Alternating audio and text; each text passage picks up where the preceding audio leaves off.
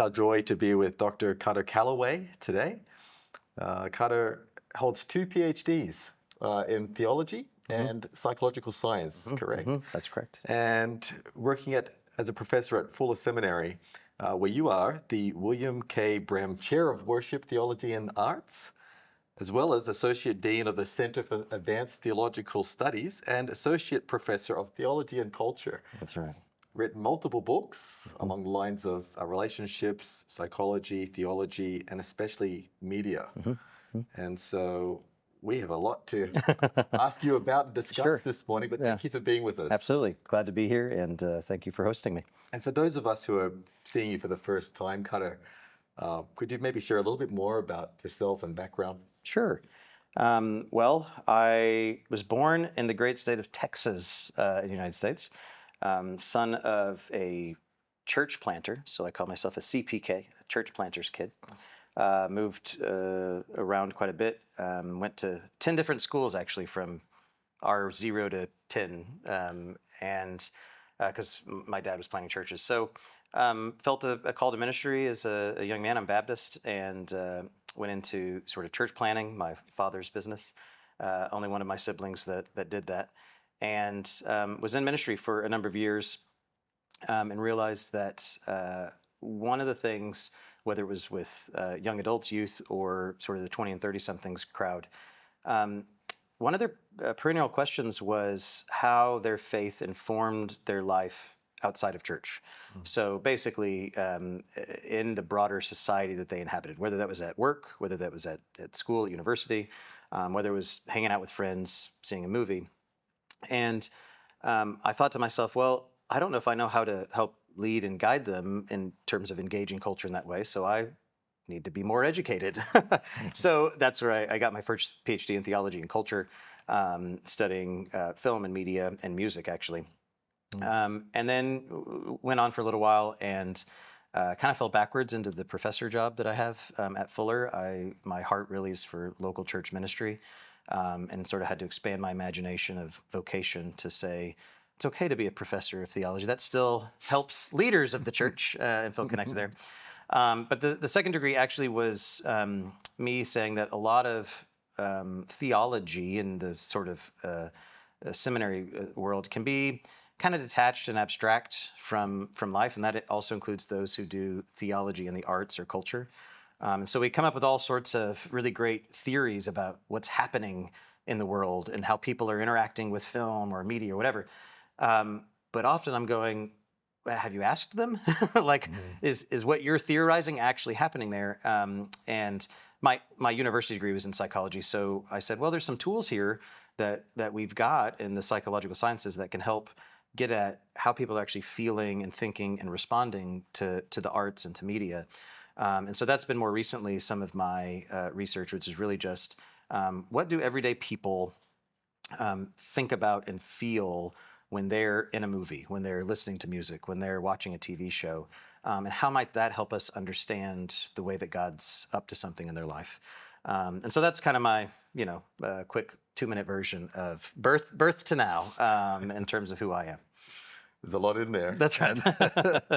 And thinking about those formative years, those younger years, as a Christian and someone who's engaged in the church, but also in culture as well, looking back on those earlier years, how did faith and film kind of come together for you back then? Yeah, it's an interesting question because uneasily, I would say. And the reason I was raised in, my parents they're not horrible fundamentalists or something like that restricted me from things, but it was a somewhat anti-culture kind of environment, both at home and then a little bit in the churches that I was involved in.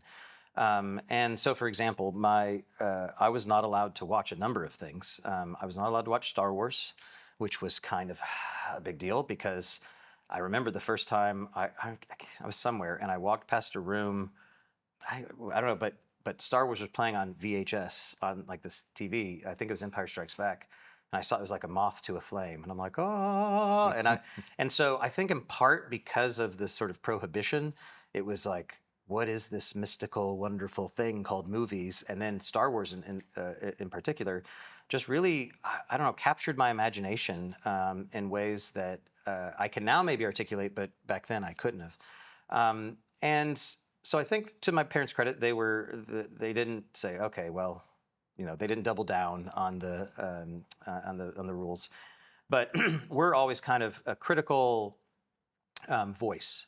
One funny story that I still share to this day: my mom bought.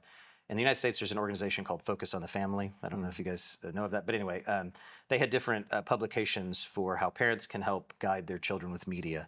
And I can't remember what it was called, but we got a book back then, a printed book of movies, and it would give the description, it would give the content, what it's about, that sort of thing. And then it had a little legend as to what kind of things they had. And so I went to a movie one Saturday night, and then I think I was a year, 9 or 10, and I come home. My mom said, "What did you do last night?" And I said, "Oh, we watched this movie." And she said, "Oh." And she flipped open the book, and she's like, "Well, do you think Jesus would be okay sitting with you in theater when you were watching a film with nudity?" And I was like, "Nudity? Like, I don't remember any nudity in this film at all." I'm like, maybe my mom's right. Maybe my eyes have become calloused and my heart is hardened. I don't even see it anymore. And I was like, "Mom, I honestly don't remember any nudity." And so I said, "Hand me that." And I flipped it open. Looked at the legend, and sure enough, it even gives like a minute by minute, and it said minute, 35, 27 seconds, full upper male nudity. Oh. And so I remember being really dramatic. And I threw the book across, said, "This is why, this is, and so I always give my mom a hard time. I'm like, so there was a man in a swimming suit with his shirt off, and you're seeing, and so that was always a part of it, that there was this deep sort of suspicion of what was going on. But as I aged, and again, they supported me, as I then got into ministry in particular, it was basically unavoidable. I helped plant a church in college, university, that a couple years into the life of that church, we actually went into a old sixplex movie theater that had gone out of business. And so we hosted our worship services were in the theater. We didn't do anything, we couldn't renovate it. And so we had a giant 30-foot screen behind us. I ran the youth ministry in the theater next door, so we would have movie nights and we'd play video games on the big screen. So my experiences in the church was literally taking place in the house of worship to film. And so it was impossible to ignore how are these sort of stories, how is this kind of media shaping the way that the congregation, the way that I sort of see the world, the way that I understand my relationship to each other, to other people, and then even to God. And so over time, it really was a kind of learn by failure and trial and error that I've kind of not figured out, I still haven't figured it out, but kind of been able to merge those things that early on were often in conflict, and me trying to overcome the conflict. And now it's a little bit more, how do I actually integrate those things and help others do something similar? Well, I'd love to discuss more along this line regarding faith and culture. Mm-hmm. You write about theology and culture and those interactions, especially around media, whether it's in the academic scene or in popular context. When we talk about culture, that could mean different things to different people. So could you define for us, in a minute, what culture is, and then why should Christians care? Yeah. Well, I actually don't use the word anymore, generally, because it's so confused and confusing. People mean all sorts of different things by it. So that's faster than a minute. I won't use it. I usually talk about society. So what are the societies you're embedded in? Because when we talk about culture, culture could be all sorts of things. It could be the stuff we make, like this physical book is an artifact of culture. It could be a phenomenon, a movement. In the US right now, there's various different movements of Black Lives Matter or sort of American national or Christian nationalism, or these movements that you could call are sort of microcultures that come with different practices, with different rituals, with different sort of commitments. And so then there's also underlying sort of systems and structures. So here in Australia, you have a set of like political, social, economic systems you're having to navigate that inform and constrain what you can or can't do as a Christian college, right? So all of that is culture. Usually, I think what people mean if they're Christians, is everything that's not the church. And the reason, and this is why I don't use culture so much anymore, because I think that sets us up in an antagonistic kind of relationship. And if I look at the incarnation as God saying, there's this radical affirmation of a very specific culture, right? A very specific time and place. And here is God in the flesh coming to be with us. That's not a saying that that's somehow separate from who God is. That's actually a part of what it means to be made in the image of God, to be a child of God, to be a follower of Jesus. Is I am fully a part of this culture. Some of it is broken, and some of it leads us to darkness and despair. But it's also the very same sort of material and things that God uses to bring about the kingdom of God. And so it's both an answer and not answer. So now I usually talk in terms of like the society you're a part of, the context you're in, and the various overlapping cultures and cultural artifacts that are in play when you're a Christian trying to be faithful in the world. And so I actually can't remember your initial question, but how do you define culture? So yeah, that's part of why I deny it, but even trying to define it. But it is an important thing for us to think about, which is really how do I, as a person of faith, live out my faith in both a public and plural setting. And that setting looks very different, for example, for you than it does for me. And you already shared about your first experience seeing the power of film through Star Wars. I think that speaks for many of us, actually. Yeah. When along the way, you would have recognized that film has even a deeper attraction, and that it can be theologically meaningful. Yeah. Is there an experience like that you could share? Oh yeah, I mean, there's countless actually. For me personally, probably one of my favorite ones is I don't know if you're familiar with the movie Stranger Than Fiction. Have you heard of that one? It's, I guess, now a classic. It might be 15 or 20 years old. It's actually a Will Ferrell movie, but it's a sort of a comedy, but not a slapstick comedy. It's a dramatic comedy, a dramedy maybe. But it's sort of a fabulous tale of he plays this character, Harold Crick, who wakes up one day and starts hearing a voice. And it's the voice of a third person omniscient narrator. And he's like, what? And the voice, who's played by Emma Thompson, starts basically predicting everything he's doing, saying it like he's the character in his own story. Well, it turns out he is. He is the character in this novelist's story. And it turns out, spoiler alert, it's been a long time, so my apologies. But she is narrating him as a character. The problem is all of her characters die tragic deaths. And so the moment he finds out he's a character in her story, he also finds out he's about to die, inevitably. And so really beautiful, fun story of him trying to ask the question of, well, if there's somebody else authoring my story, am I okay with that? What does it mean to accept maybe that my life ends tragically, but beautifully? Do I want, it's all those sort of questions of how willing are you to submit to someone authoring your story.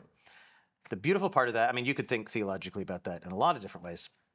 But I actually hosted a film screening at a church I was pastoring a number of years ago in Colorado. And we did it a night, we did the screening, and then we did discussion afterwards. And, as a good pastor, I wrapped it up with basically saying, there's a final clip where the narrator comes in and says, we should really thank God for all the little things in our life because they're actually here to save us, right? And so I go, I don't know if you've ever felt like you've heard the voice of God in some weird, unexpected place, but it does seem like God is speaking to us, and often through messengers and places that we would never have anticipated. That's sort of how I closed the night. A young woman comes up afterwards. I've never met her. And she said, hi. And the way she introduces me is, I'm probably an atheist, maybe an agnostic. I don't know. She's like, this is my first time here. I'm like, okay, good to meet you. I'm Kutter. And she tells me the story that she normally is a huge outdoor hiker and camper in Colorado. The mountains are beautiful.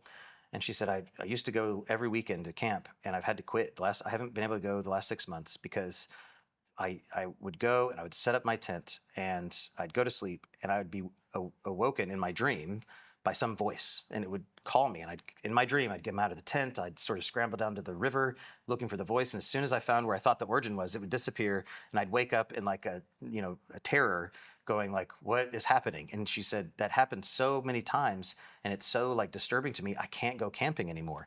And I told my friend, and my friend's like, well, why don't you come to church? And she's like, all right. And she said, so I showed up here tonight for the first time, and you showed a film about someone hearing a voice that they didn't understand. And she just goes, I just want to thank you for showing this film and having a conversation. And the line that she left me with is, because now I know who's been talking to me this whole time. Wow. And I was like, I didn't say a word. I was just like, and I think that's where, on a number of levels, the film itself has theological content, but then the practice of viewing it with a community, of then having some way to talk about the way it might connect to what God's up to in the world. It doesn't always happen, but there are moments that I'm going, I can't deny that it seems like God is up to something there that I could not have anticipated, I couldn't have predicted or manufactured. And those kind of stories happen so often that at this point I'm like, I kind of am expecting it. Now, when you go in, I'm like, well, what's God going to do through this one? So that's probably my favorite story. On that combination of factors, I'm just quoting from you here. You said, I want to inspire people, especially people of faith, to engage culture through the core values of curiosity, kindness, and constructive conversations, rather than retreating from it. Yeah. Could you share a little bit more about what does that combination look like in practice? Yeah, where'd you get that? Where would I write that? That sounds like me. I think one thing, and I want to couch this specifically in the United States, because some of this has to do with my observation of Christians in the U.S., which, for the most part, they are the dominant majority in the U.S., and so feel it's changing radically. They're increasingly a minority, but when you're in that position, you can kind of stop being curious. You don't necessarily need to wonder what the other is thinking or how someone unlike you might be experiencing something. And so I think the curious side is encouraging people to go, and even if you're not in sort of a majority position, one way I found Jesus always asking questions, really probing questions to the people he encountered. And he ran into all sorts of different cultures. This is like a very sort of mixed, plural society that he inhabited, and with overlapping religious and political and economic commitments. But he would meet individuals, and instead of basically going in and actually the only people that he would basically just critically condemn straightforward were all the religious folks, right? But everybody else, he seemed to be deeply curious. like he knew the answer, but even then he was asking and inviting. Where are you going? Who are you married to? Like what?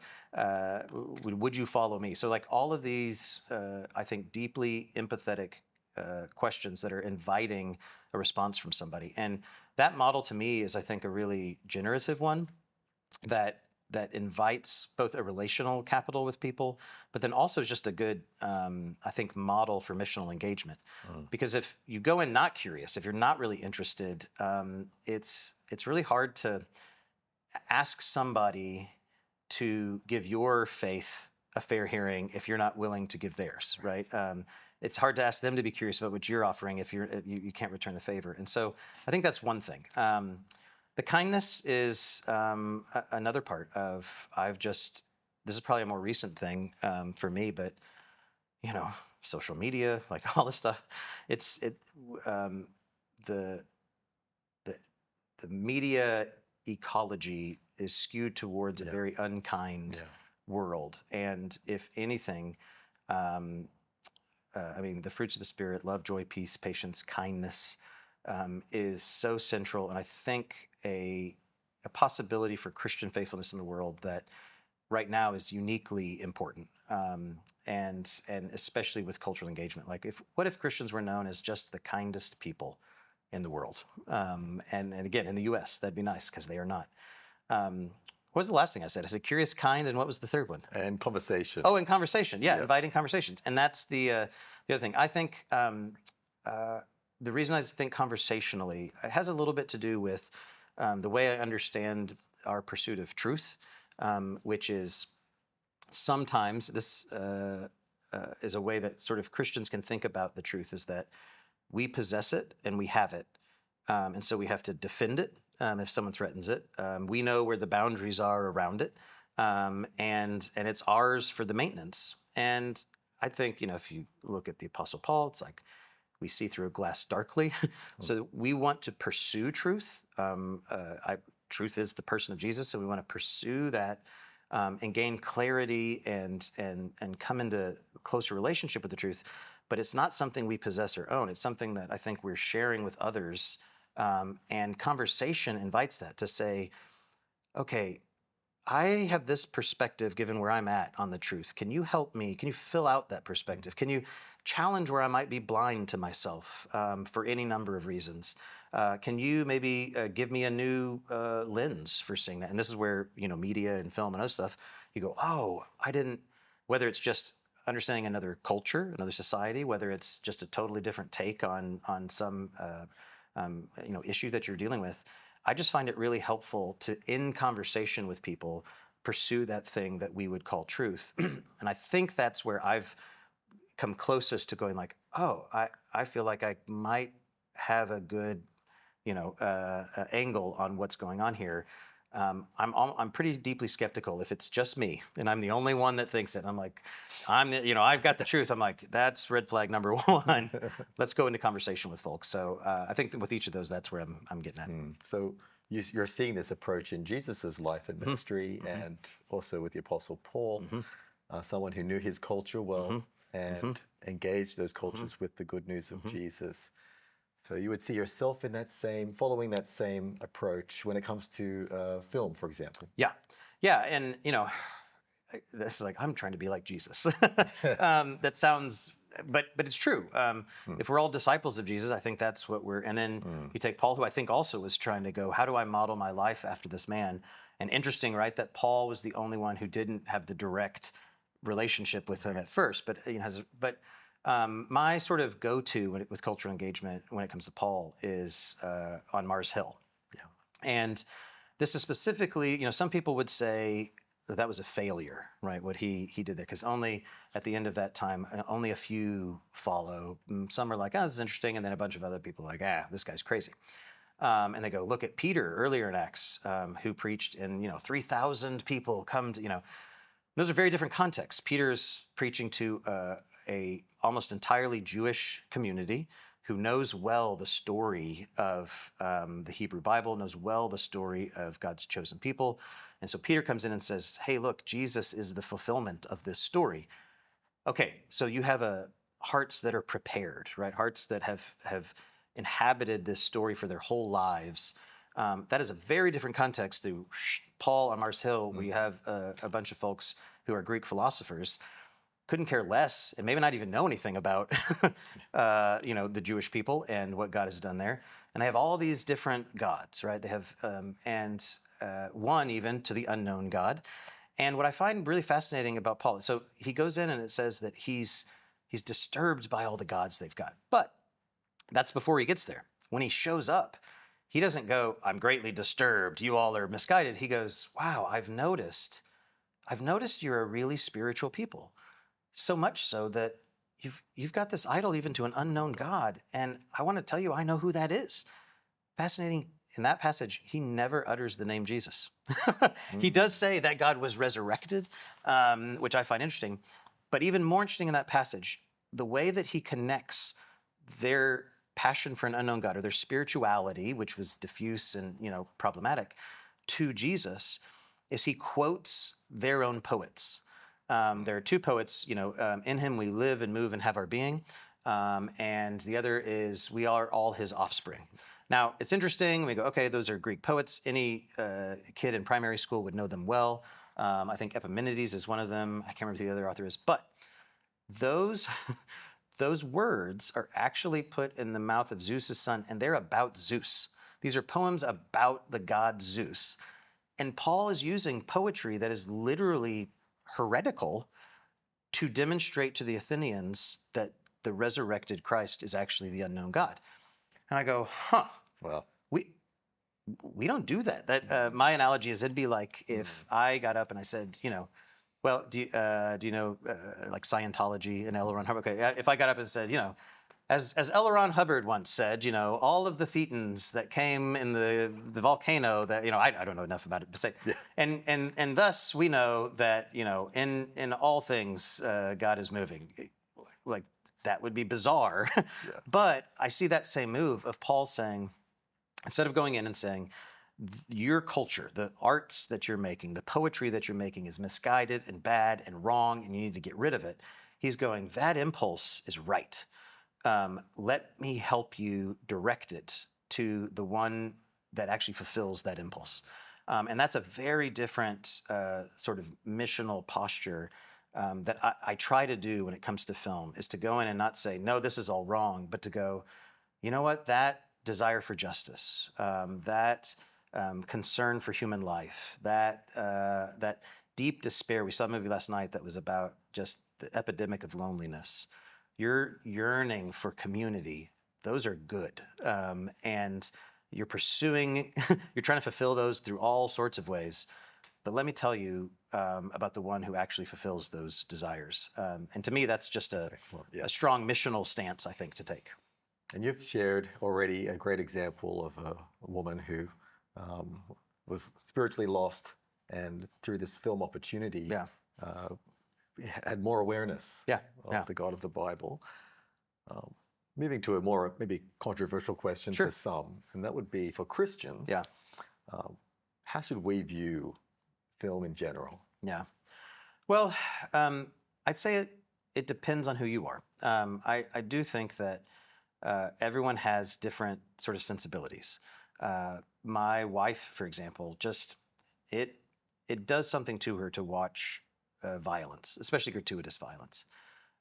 She'll watch some if it's well, non-gratuitous, if it makes sense, but it's not good for her, and she's recognized that. And so she and I have a practice where if I know there's something there, I'll go read the parents' guide, so we know. And I'm like, okay, is this something you want to watch or no? And if not, no, because we know our sort of discernment criteria is that. There's other things of like, I watch a ton of movies, and I see my job as maybe doing it for others so they don't have to. So, yes. And so knowing that, I'm going, okay, I hope I can see a bunch of stuff. So even if it's just not worth your time, like don't waste, there's plenty of stuff. Don't waste your time on this. But others, it's like, okay, well, here's something that is for only, let's say, adults, and it's only for adults who are interested in this topic and are willing to put up with some of this content that's going to be really troubling. And so for me, it's not a like clear cut, this is appropriate for Christians and this is not.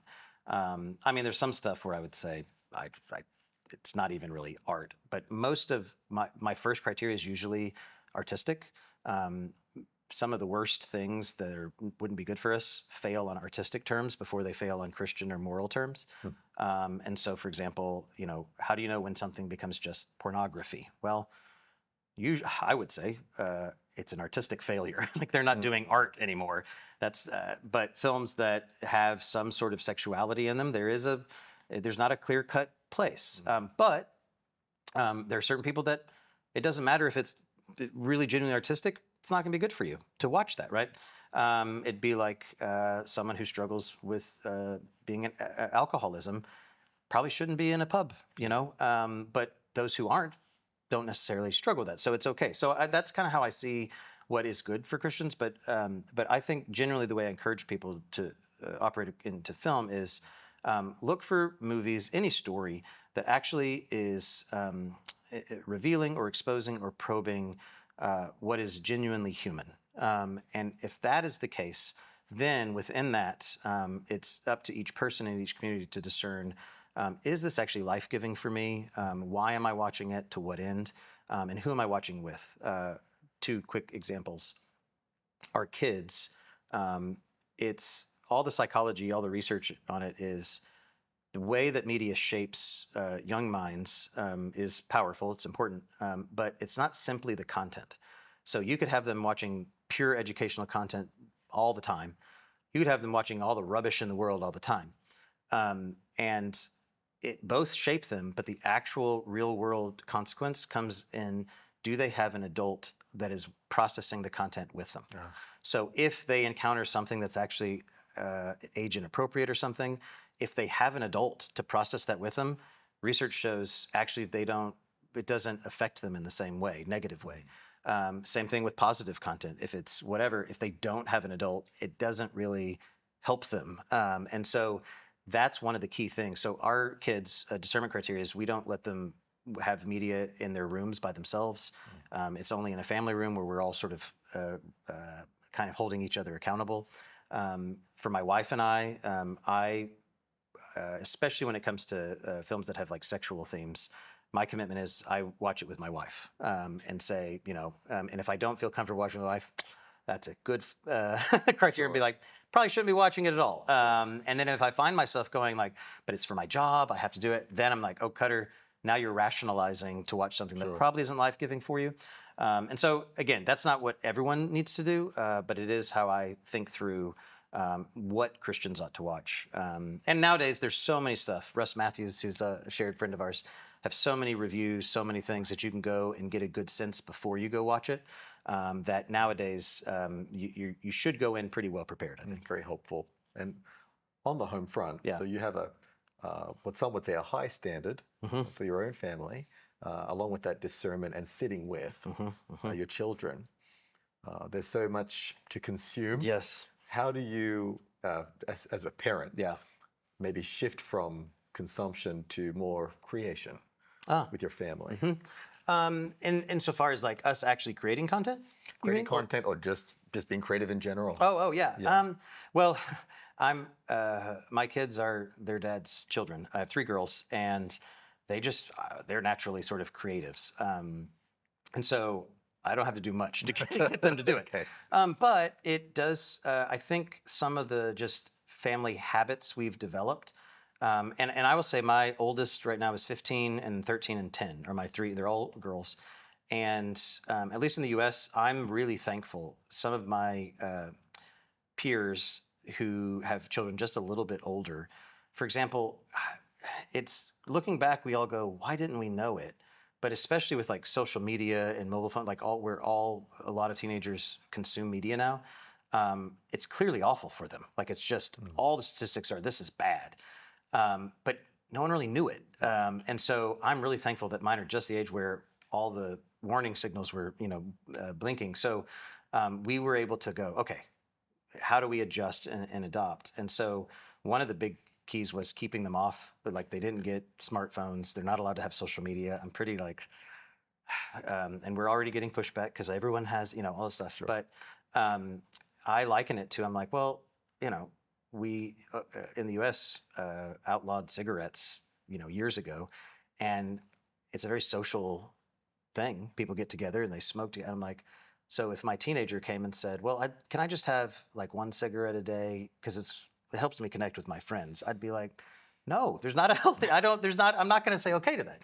Now she might go and smoke without, okay, but creative. So I think in setting up some of those boundaries, what it has done is it has generated time and space to do other things, time and space to have creative opportunities that as I look at some other families who, their kids, statistically, kids are just on their phones a lot. Most of their free time is on there. And so our kids just happen to have extra free time. Now they're still whining and like, I'm bored or whatever. But one thing that I've done, and it's a very silly thing, but each year we do a musical Christmas card. And so I work with my daughters and we remix a Christmas song and we do something on the theme. And this year, it's because they're all in performing arts. And so the schedule is crazy in terms of getting them to all their shows and performances. And so it was, the song was the most dramatic time of the year.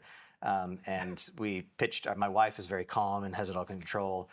I'm out of my mind. And it turns out I'm the most dramatic one, even though I have performed. So we did literally a family music video as sort of our Christmas gift to others. And so that might be just because that's how I'm wired and how they're wired. But I do think it has something to do with the way we've chosen to kind of set up the time and the space that all of us, including myself and my wife, are consuming different media.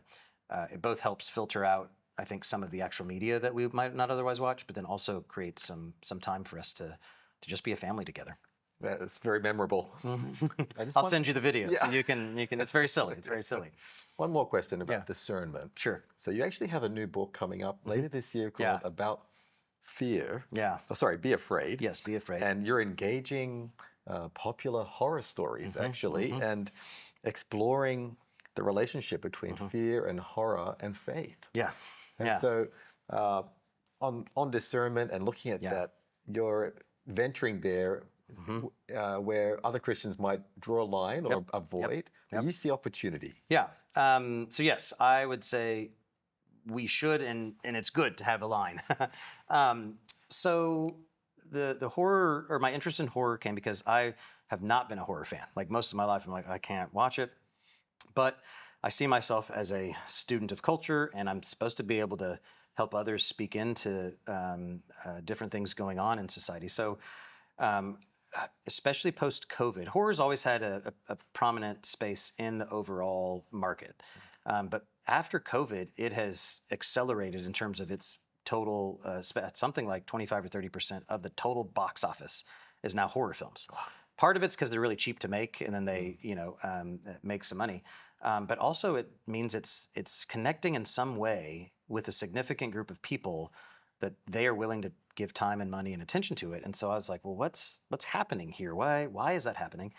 And then it just turns out I personally know a number of actual filmmakers and creatives who are Christians who are making horror. And I'm going, how does that work? Like, what? So it's kind of the exact question you just asked of like, wait, huh? And so it really started out with me just a kind of personal quest of like, I'm interested in why this is a thing and what attracts people to it when I just feel so disturbed by it. And so it's kind of a dare to myself of like, can you endure this? And so I went through and watched a number of things. And it turns out, like any genre, there's just some rubbish. It's just like, that's not even, and again, it gets back to artistry. It's like, it's not even a movie. That's just, something ridiculous. But then there are some exceptional cases where it's like, oh, they're terrifying, they're disturbing, but wow, these are really interesting, provocative movies that I think, and coming out of it, this sort of couple years of doing a deep dive in horror, it offers up some of the most on the surface spiritual conversations you can have. A lot of horror is supernatural. And because it's supernatural, the people that are usually the heroes are people of faith, often explicitly Christian faith, are fighting against the forces of darkness. And so horror sets up this world where there's an actual evil, and that evil needs to be overcome. It's not always. Sometimes it wins, but it's naming evil as evil. And in a lot of stories and in a lot of just society right now, people are calling what is evil good and what is good evil. And in horror, evil is evil. And so it's a really helpful space to ask questions about, well, what actually is evil? What is wrong with violence? What is wrong with violence against bodies? What is wrong with trauma? Like, what is happening here that we would say is evil that needs to be overcome? And so I found just a lot of really rich ground in that. Now, it is not for everyone. I'm not saying all Christians should go watch horror. Kids should not watch horror. Like, that's not for that. But for those who are interested in engaging the people in their lives that are really compelled by those kind of stories, then it's a really, I think, fertile ground for conversation. The other thing that I've thought as I've gone through it is to then take that experience and turn back to our own sacred stories, our Bible. And this is to your discernment question. And that is, we already have discernment criteria for our own sacred texts. We do not teach all of the Bible to all ages all of the time. True. And even some of the stories that we do teach everyone, we sanitize. So we don't tell the full Noah story to all the kids. To the kids, it's rainbows, it's animals, it's whatnot. And actually sometimes even to the adults. And that's sort of the challenge that this new book makes. And then the challenge I gave to myself is like, well, wait a minute. if we come back out of this horror genre that's all fictionalized or whatever and return to our own texts, there are times where we don't engage the real horror of Scripture and the real evil and darkness that's in there. And by doing so, we kind of tampen down the light, the redemption, the restoration. And I mean, and Noah's a good example. I mean, after the ark, Noah goes and plants a vineyard and gets completely drunk. He's naked in his tent. Something happens with his sons, and from out of there, all people are cursed. A whole group, and this forms the core sort of familial conflict that the rest of the world. You go through Judges. The book of Judges is filled with like horrible, violent, graphic stuff. You get in the New Testament. There's demons. There's and supernatural elements, and over and over and over again, you see all of these elements that if we avoid it, that the crucifixion is a grotesque horror show, and it is meant to be so. And we now call it Good Friday, but there's nothing good about it. We only call it Good Friday in light of Easter. But Easter Sunday, you can't get to unless you go through the horror of God being abandoned by the Father on the cross, being tortured by a cruel Roman death machine. And that is horrific. And I think the challenge I've come to me and to those who read this book is really to ask that, are we allowing ourselves to feel the full weight of what is there in our own text so that God can redeem it, restore it, but also so that we can be, as the psalm says, so that deep can call to deep. Because there are people in our lives that are really encountering horrific things. And if we're not able to see in our own text how that relates to their lives, then I think we're missing something. Well, I'm picking up along something you said earlier this morning, where you were speaking from Jesus' words to be the light of the world. And we tend to read that as being distinct as God's people. But you also raised the point that we should be able to see better in the darkness. And I think that speaks to what you're working on now. There's a lot more we could talk about, Kutter, but if I could wrap up this way, for those of us who share this passion for film or the arts, what would you say to those of us who have that strong interest and maybe we can see opportunities like you've seen? What would you say about pursuing the art more seriously? That's a good question. I think depending upon where you're at, I think one thing just to say is if you feel isolated or alone or weird, like, does anybody else, that's normal. Everyone goes through that, and it's true. That's not, there are places and spaces in the world where there's more conversation around this and then less. And so just to affirm, the first thing is just to affirm that instinct, to say you're not alone and you're not wrong. There's something there to it.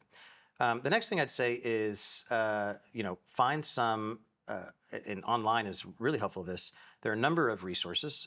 Real Dialogue is one of them. Brim Film is what I represent at Fuller Seminary, where we have a growing list of resources that are anywhere from film reviews to interviews with filmmakers to conversations like these of people kind of unpacking movies. Those kind of resources, and then even other events and networks that you can connect with. Because there are people that are interested in it, and it's a growing conversation. And depending on where you're at globally, it's is a newer conversation or somewhat older. But then the last thing I would say, give yourself grace, go look for resources; they're available. Connect with the people that are doing it. But then the last maybe piece is, depending upon where you're at, there are a number of Christians who are themselves in creative industries. And they too feel very alone and isolated and wondering, like, is this a genuine thing that Christians should do? So now we're on the more the creator side than necessarily the consumer side. And I would encourage anyone who's in this, like, oh, is there something to this theology film, to think through in their network, in their life, are there some people that you may know that are in those spaces that you could go and affirm and encourage? Because one thing I think that, as with anything, seeing in the darkness, having Christians in the creative space is a really meaningful and important vocation. Doesn't mean they're going to go make Jesus movies. They might, but it means really being in deep relationship with the other creatives that are, at the end of the day, making the stories that shape the minds of most of the globe. And you go, having Christians involved in that imaginative formation, to me, is one of the most meaningful things you can do. So if you have a person in your life that you can encourage like that, I'd strongly encourage you to do that. Well, I just want to say again, it's just been a joy to hear some of your story today, and thank you again for pointing us towards curiosity and kindness and constructive conversation with others. We just want to thank God for you and for all the good work that God's doing through you, Kutter. I also want to say thank you to Russ Matthews and Real Dialogue for providing this opportunity. But it's been great to have you today. Thank you. Thank you. Thank you for having me.